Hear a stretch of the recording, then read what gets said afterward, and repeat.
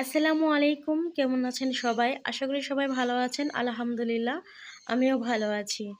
বরাবরের মতো নতুন একটা ভিডিও নিয়ে আসছি আপনাদের মাঝে। আমার এই ভিডিওটি যে যেখান থেকে দেখছেন আপনাদেরকে অসংখ্য ধন্যবাদ ভিডিওটা দেখার জন্য। তো এই তো আজকে হচ্ছে দুপুরবেলা গিয়ে আপনাদের ভাইয়া হচ্ছে বাজার করে নিয়ে আসছে। এখানে হচ্ছে ইলিশ মাছ আর হচ্ছে রূপচাঁদা মাছ আর হচ্ছে পোয়া মাছ আর হচ্ছে বাইলা মাছ মানে সামুদ্রিক মাছ।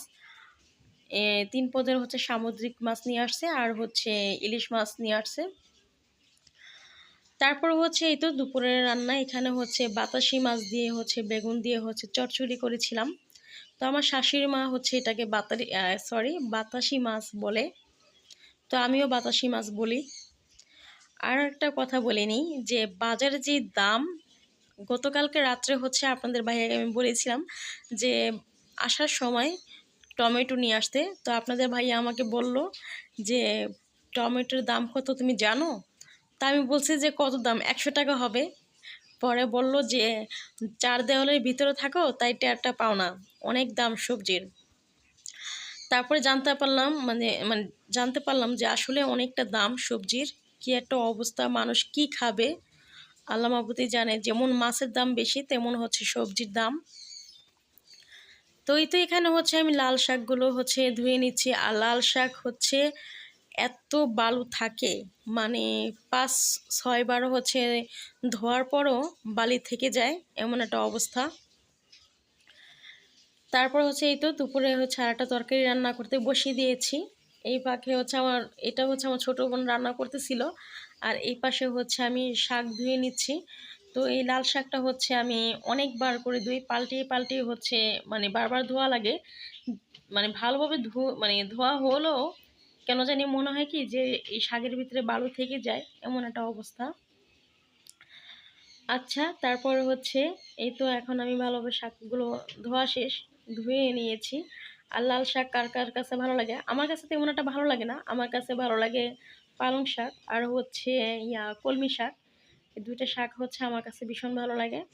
কিন্তু লাল শাকে বালি থাকার কারণে ভালো লাগে না। ও আর একটা কথা বলি, লাউ শাকও আমার কাছে ভালো লাগে। তো এই তো এখানে হচ্ছে হলুদ আর হচ্ছে মরিচের গুঁড়া লবণ দিয়েছে, আর কিছু না। এটা হচ্ছে কোনো আদা রসুন বাটাই দেয়নি, খালি ধনিয়া গুঁড়া আর হচ্ছে মরিচ হলুদ দিয়ে মশলাটা ভালোভাবে কষিয়ে নিয়েছে। এখন হচ্ছে এখানে দিয়ে দিয়েছে পটল আর আলু। তো মশলার সাথে সবজিগুলো এখন ভালোভাবে কষিয়ে নিব।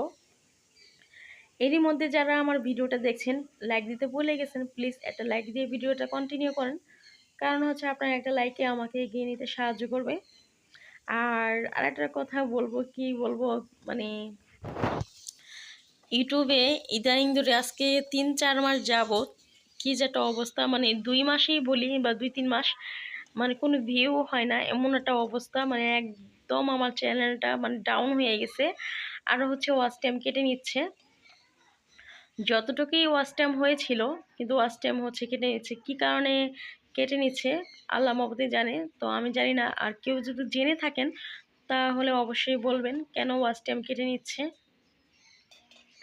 আর এই তরকারি বসিয়ে চুলার পর বসিয়ে দিয়ে হচ্ছে আমার 2 বোন মোবাইল দেখতে গিয়েছিলাম আর হচ্ছে গল্প করছিলাম।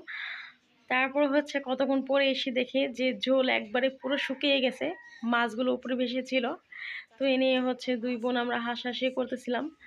তো যাই হোক, আর এই তো এই শাকটা হচ্ছে আমি অফ ক্যামেরায় হচ্ছে রান্না করে নিয়েছি।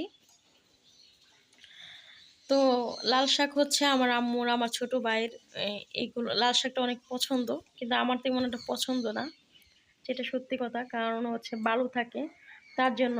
আর বৃষ্টির দিনেও হচ্ছে আমি তেমন একটা শাক খাই না, ভালো লাগে না।